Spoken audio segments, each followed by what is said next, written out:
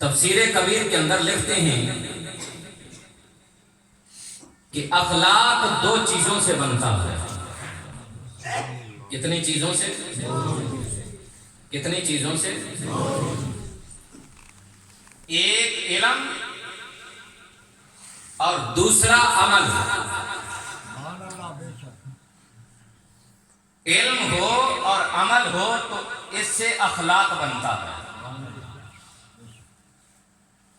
اخلاق کہاں سے شروع ہوتا ہے؟ دل کے اندر ایک خیال، ایک سوچ پیدا ہوتی ہے، پھر اس سے الفاظ بنتے ہیں، الفاظ سے کلام بنتا ہے، کلام کے بعد پھر عمل ہوتا ہے.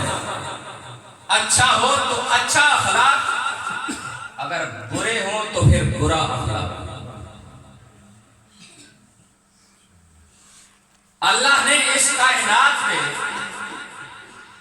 سب سے زیادہ علم میرے نبی کو عطا فرمایا. سبحان اللہ. جدی زبان اپنی ساتھ نہ دے نا تو وہ تھوڑی دیر ان کسی نال والے کو لے کے تو پھر بول گئے.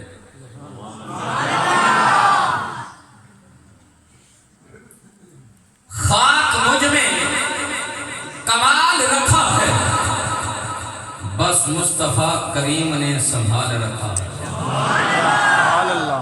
میں چیک کر لانا کہ تسی جاگدے بھی ہو یا سو گئے ہو.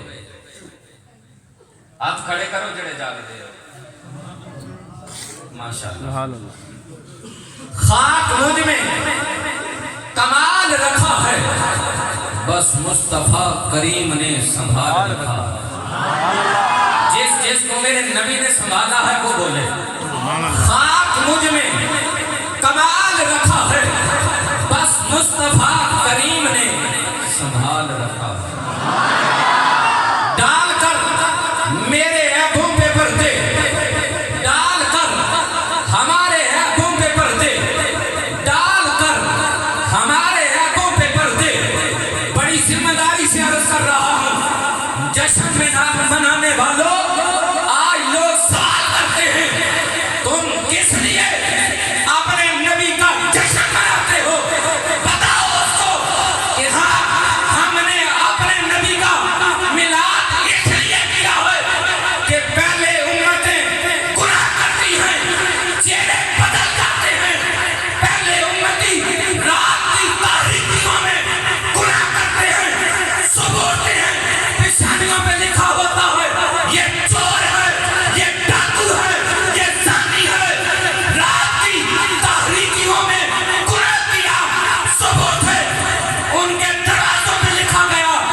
میرے نبی نے دعا مانگی، مالک میری امت گناہ کرے گی لیکن گناہوں پہ پردے ڈال دے.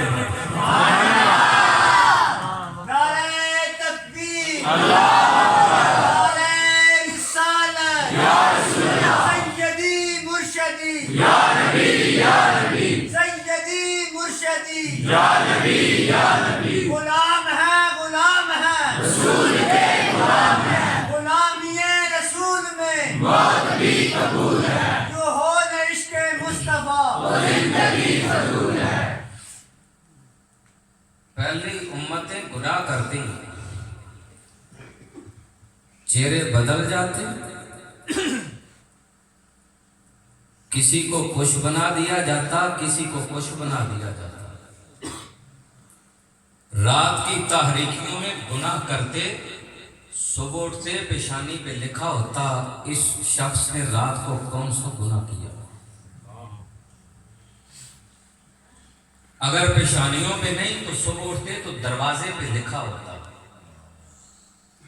آج میں بھی اور آپ بھی دن رات گناہوں میں گزرتی، لیکن نہ چہرے بدلتے ہیں، نہ پیشانیوں پہ لکھا جاتا ہے، نہ دروازوں پہ. ہماری نمازوں کا کمال نہیں، ہمارے حج کرنے سے نہیں. یہ سارا کمال کس کا ہے؟ جس کا جشن منا رہے ہو صدقہ محمد کا.